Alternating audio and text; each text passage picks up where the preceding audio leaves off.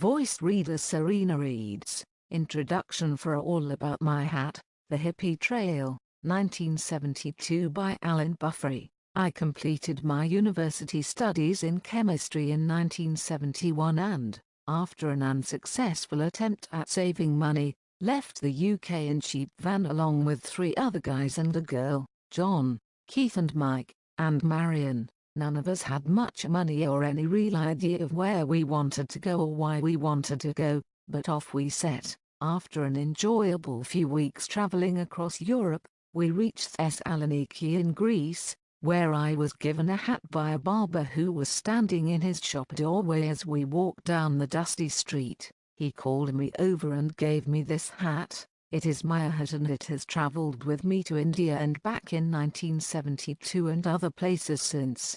You may well ask if it is the same hat all these years later. Well, a good question. You see, Myhat seems a very special hat. You see, Myhat has regenerated several times and survived the decades well. It is, like the TARDIS, bigger on the inside, and, like the TARDIS, enables one to travel in time and space. And every time I put my hat on, I become like a handsome 22-year-old guy again. Myhat has inspired my book, and now Serena will read a few paragraphs for you. Myhat and I hope you enjoy. Now, in a voice of Serena, Myhat speaks. It was 1972. My life was to change in a bigger way. I watched, I listened and I remembered. One day, sun shining, dusty and quiet, with no hair to cut and no chins to shave, Konstantinos was standing in his barber shop doorway watching the street. I was on his head.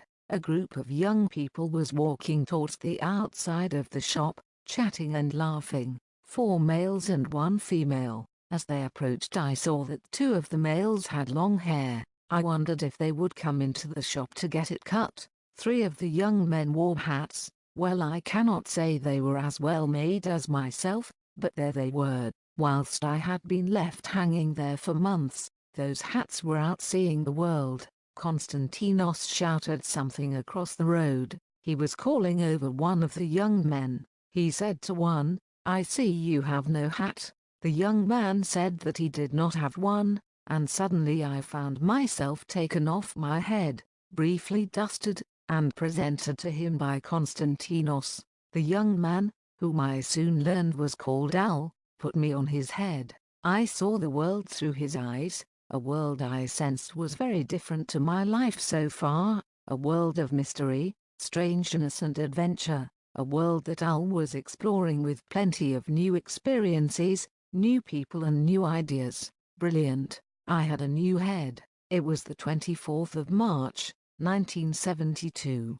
Keith was telling them that sometimes on the border of this place Turkey, the guards took people off and cut their hair, so Al was saying he did not like that thought and maybe he would not even go to Turkey if he had known that before, but now they were on the way. "Don't worry, man," said Keith, "just put your hair up inside your new hat." "Great idea," said Al. "Good job that barber gave me my hat." "Yeah man, cool," said Keith. I felt useful, wanted, even maybe loved, elated enough to almost fly off my new head. I didn't, of course. I wanted to fit well and be kept. I wanted to stay with these people. They seemed like fun, lots of laughter and good conversation to listen to. It did not take a day before we arrived at the border, near a place called Ibsala, and Al stuffed his hair up inside me with John doing the same with his own hair and hat. Marion, also with long hair, did not have to. Apparently border guards did not object to long hair on females. The guards, however, simply looked at the documents, the passports as they were called, and waved us through. No hat inspections, no hair inspections, no questions, just grins. As soon as we were through, the hair came down again. We headed for Istanbul, which Al said was the gateway to Asia. Apparently some of the city was in Europe, then, across a river, the rest of the city was in Asia. Sounded strange to me, but then I already knew from what I had heard, the world was often strange. Boiled eggs in Kabul. On one occasion they had smoked a chillum and gone out wandering and had found a small restaurant and gone in to eat. They both wanted boiled eggs. It was an upstairs restaurant, quite a large room filled with wooden tables and metal chairs. They sat near the open window with an excellent view of the street below. There were several stalls selling melons and fruits and vegetables, and a couple opposite with smoke blowing across the street, selling cooked street snacks. The ground in between was rough and unsteady and the whole place was busy with men and women, many carrying bundles or pushing wooden carts with big wheels, several riding or leading donkeys and even one man driving sheep, maybe for slaughter in the deeper parts of this street market. Beyond that corner they could see the main street with its various forms of transport. A boy who looked about 14 approached them and spoke. It was apparent he spoke very little English but was asking them what they wanted. Tea with milk, that seemed to be understood. 2 soft-boiled eggs and toast, said Keith. The boy looked dumbfounded. Al decided to try to communicate through sign language. He knew the local word for water was pani, so he made a shape like a saucepan in the air with his hands, pointed into the invisible top and said pani. The boy nodded. Feeling good about that, Al took out a box of matches from his pocket and made like to strike one and hold it under the imaginary now pot of water. The boy smiled. Al made a shape like an egg in the air and pretended to place the imaginary egg into the imaginary pot of imaginary hot water. He signaled with 2 fingers and pointed to himself and Keith. Meanwhile Keith had come up with his own idea of how to order eggs. He was crouched down and started flapping his arms and making a noise like a chicken clucking. He pretended to lay an egg and pick it up, then a second egg, then he pointed at Al and showed 4 fingers. The boy smiled and bowed and walked off. Keith shouted after him with toast. A short while later the boy returned. He motioned to Al to follow him. Well, Al already knew that often several eating houses would share a kitchen, and that it could be as much as 100 yards away. So he followed the boy, feeling confident he would see eggs and bread in the kitchen. Down the stairs, turning right out of the door, up the market street past stalls selling cloths, about 70 meters or so, the boy stopped and pointed up a short alley. Al could see that it opened onto some sort of yard, but he felt a little uneasy about this, so he motioned the boy to go first, which he did. When they came out of the alleyway, Al saw that it was a courtyard with closed wooden doors all around and 2 sets of wooden steps leading up to a wooden veranda with more closed wooden doors. Al looked at the boy and shrugged. The boy smiled and pointed at one of the doors up the stairs. Strange place to have a kitchen, said Al. The boy obviously did not understand. The boy waved Al towards the steps, so he ascended and walked along to the door and knocked. There was no answer. He knocked again, with a greater force. Still no answer. The boy was shouting something. When Al looked down he saw the boy that seemed to be motioning Al to go in, so he slowly opened the door. He was expecting to see a number of cooks at hot steaming stoves. Instead he saw a hole in the floor toilet. Al laughed out loud. So much for his eggs in hot water act, so much for Keith's flapping and clucking, so much for boiled eggs on toast. He resigned himself to going back to the restaurant with nothing. He didn't even feel the need to use the toilet. But as he and the boy were walking back up the street past the stalls selling cloth, the boy shouted something at the stall holder and gestured towards Al. The stall holder motioned for Al to approach and suddenly produced a telephone, on which he spoke. He handed the phone to Al. A voice on the other end said, "Hello, kann ich Ihnen helfen, was Sie wollen?" Al recognized that as German, something like "Can I help?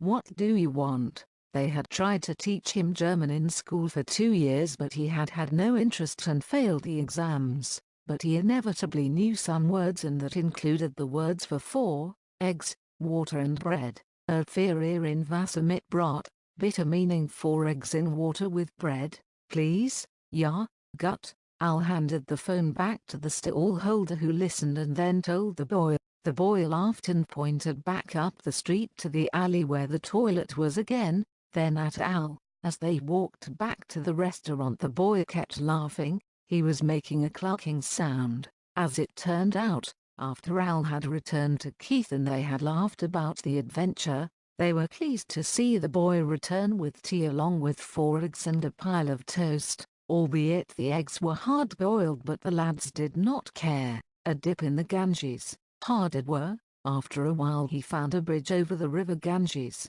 It looked greener on the other side, with trees to sit beneath and watch the powerful currents pass. So he crossed the bridge and turned right to follow a rough path running besides the river.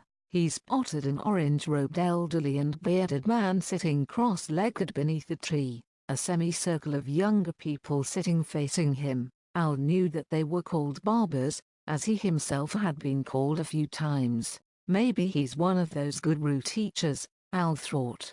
Back in England, Al had read about the pop group The Beatles, who had taken up with a guru called Maharishi Mahesh Yogi, who had taught them how to meditate and himself gained great publicity and popularity. Maybe it was something to do with that. The orange-robed teacher shouted something and motioned to Al to go over and join them and sit down. Al complied. The elderly teacher smiled and asked Al where he was from and why he was in Haridwar. In a broken English with an almost German accent, Al explained that he had travelled overland from the UK, simply on an adventure, and that he was here because he had met a Spanish man in Delhi who had recommended it as a good place to stay for a while. The teacher laughed and from under his robes produced a chillum. The chillum was prepared, wrapped in a safi, a small piece of cloth that served as a sort of filter. The tobacco hash mixture poured in the lit chillum passed around so that everyone including Al had a good puff.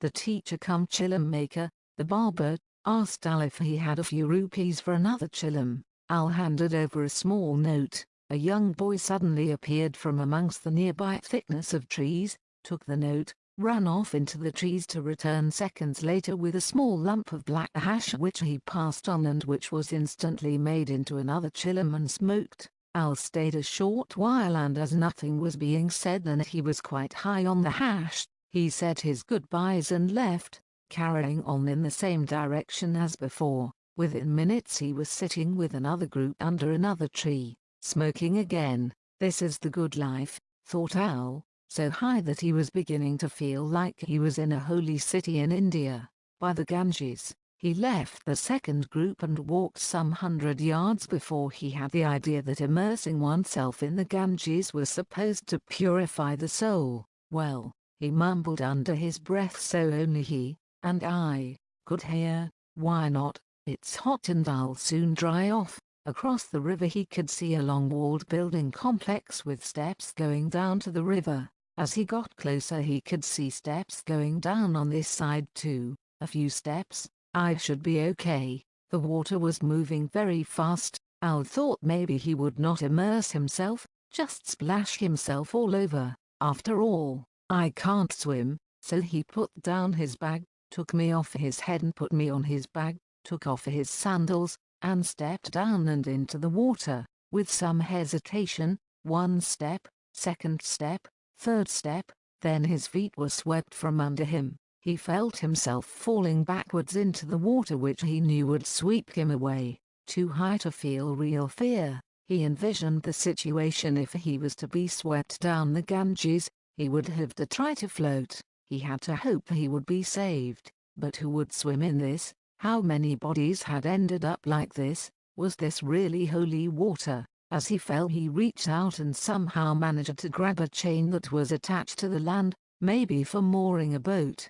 He grabbed the chain, but the force of the water was now tugging at his body like a hungry monster and now splashing his whole body with his head about to go under. As his head went under he felt a wrenching on his arm, but he pulled stronger. Now his head was out, now his body, now he was clambering up the steps, drenched and coughing up holy water. He made it to the grassy bank and collapsed on the floor. But it wasn't long before Al was dried out and sitting with yet another group smoking another chillum. Back in Kabul, now with Diane, Al went back to meet Diane at Sidgis and told her what was happening. They had lunch and smoked a couple of joints of hash. Suddenly Diane said, "Hey, You want some of these? She held out her hand and in her palm were 4 or so small squares of blank paper. What's that? Asked Al. Looks like paper. He laughed. It's acid, she said. LSD, you know,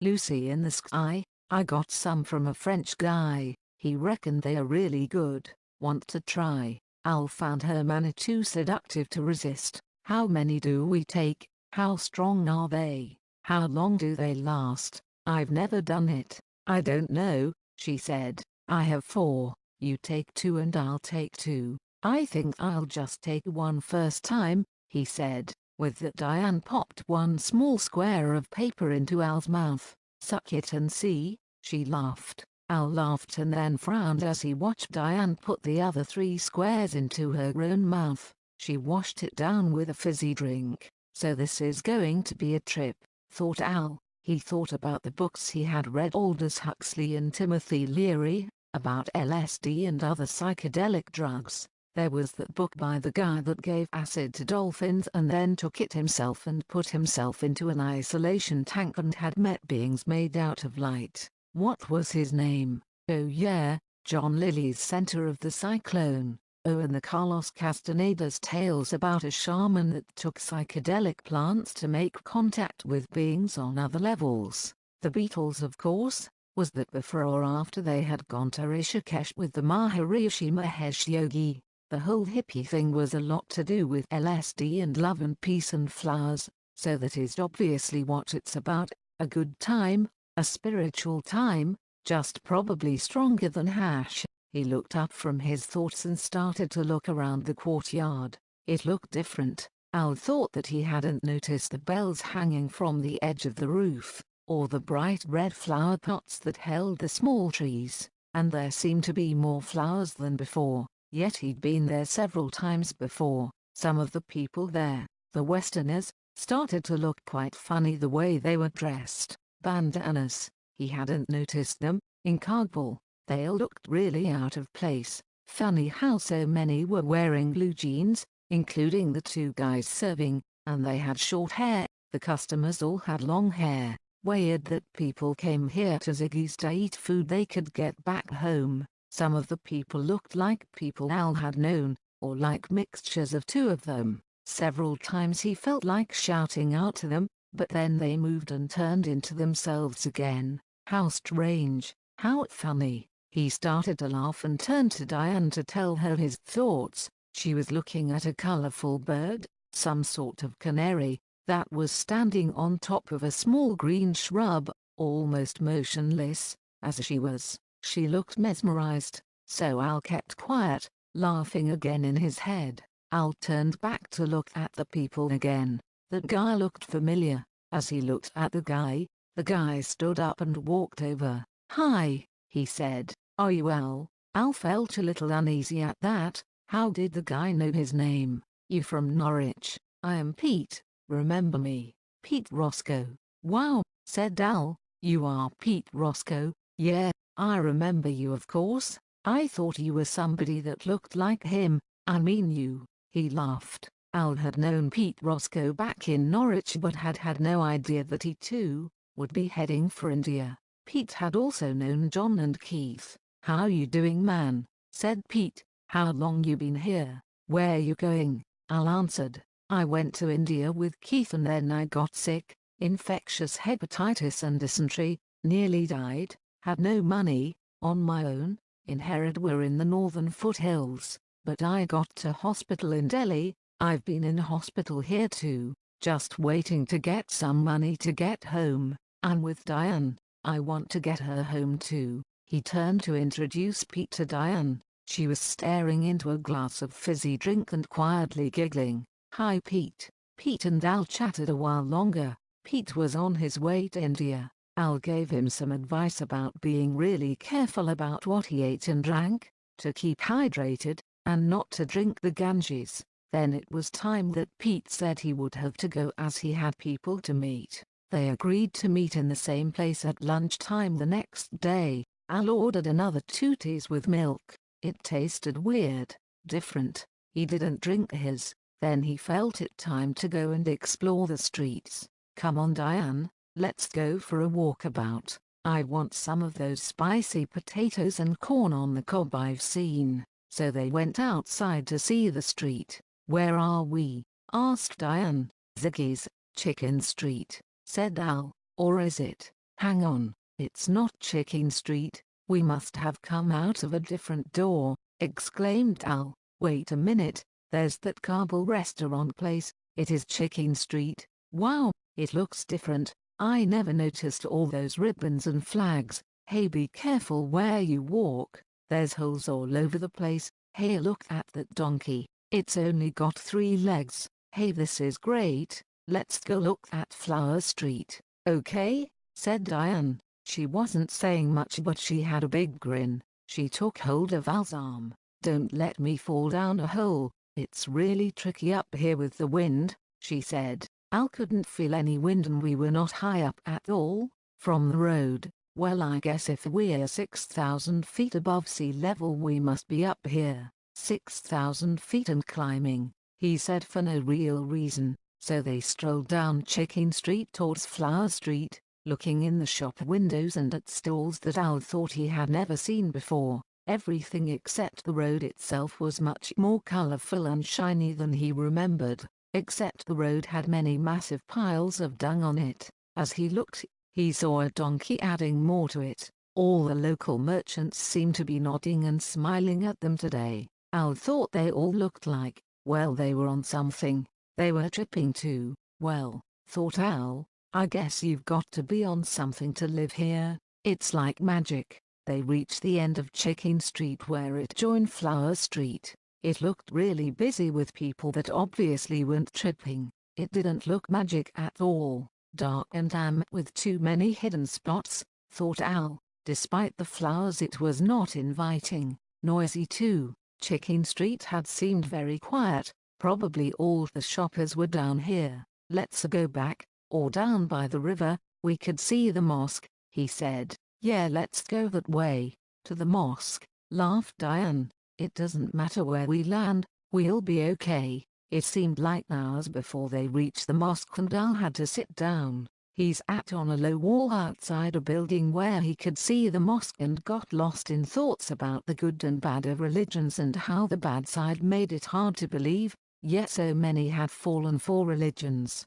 as if it was some sort of spell to control people. Al did not want to be a part of religion, he wanted to be apart from them all. If there's a God, he thought, it's not in religion. He heard Diane shouting, get off, go away, help.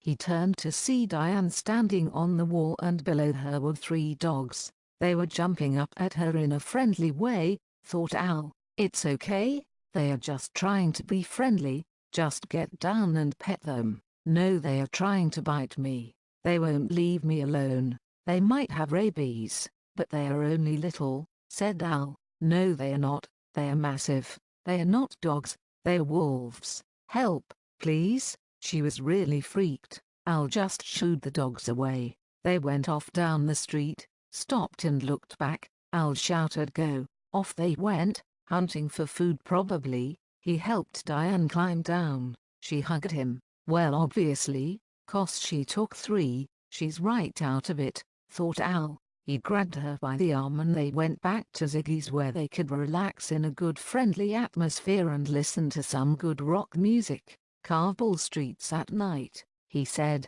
not good on acid. That was a good decision. Diane calmed down and they both enjoyed the rest of the trip, going back to the Peace Hotel with a nice piece of hash to smoke, until they dozed off as dawn was breaking and the mullahs were calling the so-called faithful to prayer from their minaret towers. The end. That brings us to the end of these readings from All About Myhat. I do hope you read the rest of my book. It is available on Amazon or through good bookstores and on Kindle.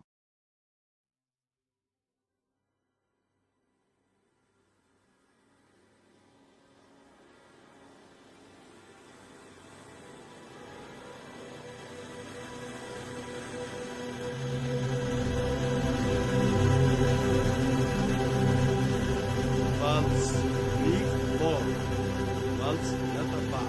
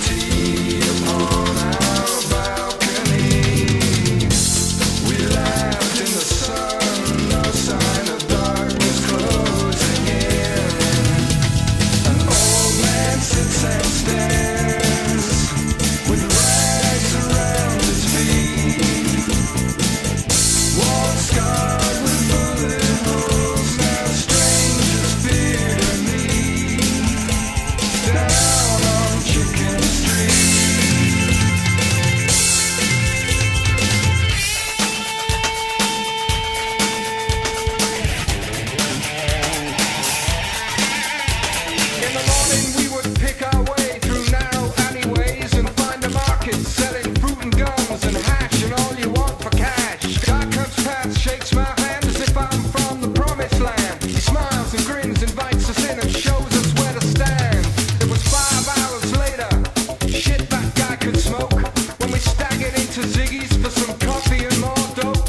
They were playing Jimi Hendrix and the hippies were all trippy, and your eyes were telling stories of the coming morning glory.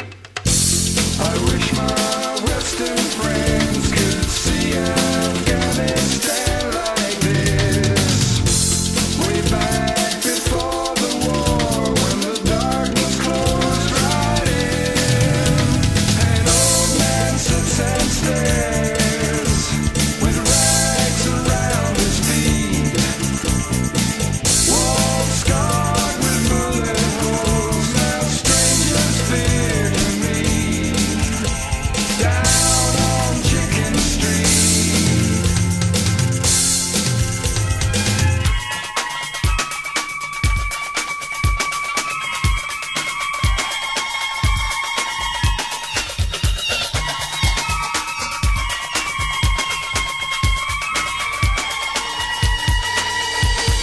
Faceless for the towers above us, awesome in the dawn. An old man prays to Allah, Shai vents a cloud of steam. We break our fast on eggs and tea and sticky black hashish. The air is cool and crystal clear and sparkles like a dream. So we mount ourselves on horseback and we ride into the hills and see a Turkish